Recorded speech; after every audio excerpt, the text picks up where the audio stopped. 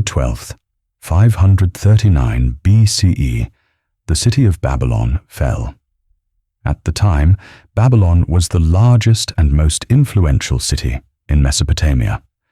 It had once reached its peak under Nebuchadnezzar II, who ruled from around 605 to 562 BCE, and oversaw massive construction projects, including the great defensive walls and monumental gates, like the Ishtar Gate.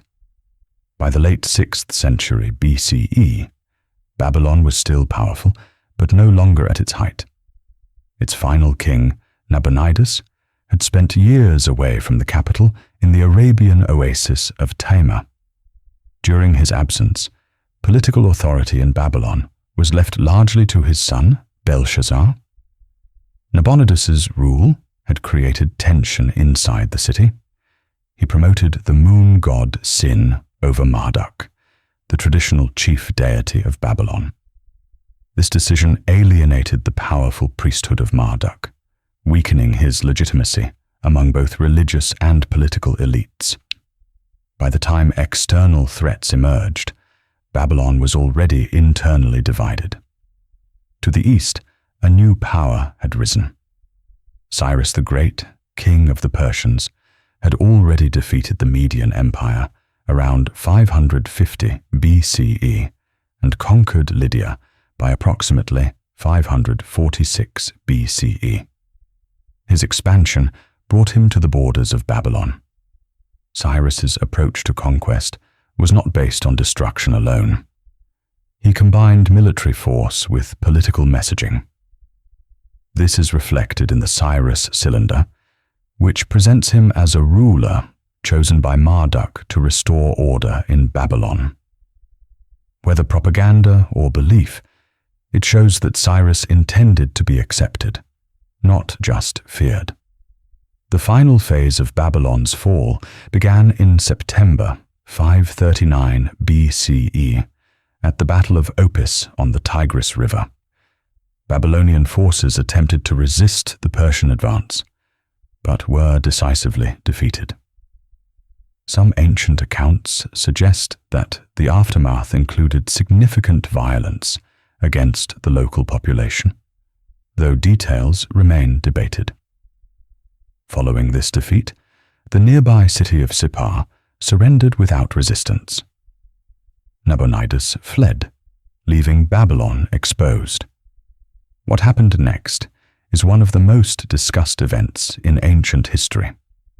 According to the Greek historian Herodotus, writing about a century later, Cyrus ordered the diversion of the Euphrates River. By lowering the water level, Persian troops were able to enter the city through the riverbed, while its inhabitants were distracted. However, a more contemporary source, the Babylonian Chronicle, provides a different account. It records that on October 12, 539 BCE, Persian forces entered Babylon without battle. It also mentions a general, often identified as Ugbaru, who led the initial occupation of the city. There is no mention of a siege, no large-scale destruction, and no prolonged fighting. Most modern historians consider the Babylonian Chronicle to be more reliable than later Greek accounts. Based on this, the fall of Babylon was likely not the result of a dramatic assault, but rather a rapid and largely uncontested takeover. This raises an important question. Why didn't Babylon resist? The answer lies in the combination of earlier events. The defeat at Opis had already broken Babylon's military strength. The surrender of surrounding cities isolated the capital. Inside Babylon, dissatisfaction with Nabonidus had weakened unity. It is possible that elements within the city either opened the gates or chose not to fight. In this context, the Persian entry into Babylon appears less like a conquest by force and more like a transfer of power under pressure. Cyrus himself entered the city later, likely in late October 539 BCE. His actions afterward were deliberate and strategic. He respected local religious practices, restored temples, and allowed displaced peoples to return to their homelands. These policies helped stabilize his rule and integrate Babylon into the growing Achaemenid Empire.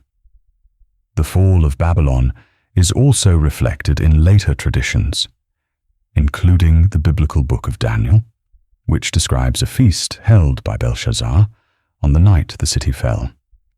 While written after the events, it captures the same underlying theme found in historical sources: the sudden and unexpected collapse of a seemingly secure power. In the end, Babylon did not fall because its walls were breached in a prolonged siege.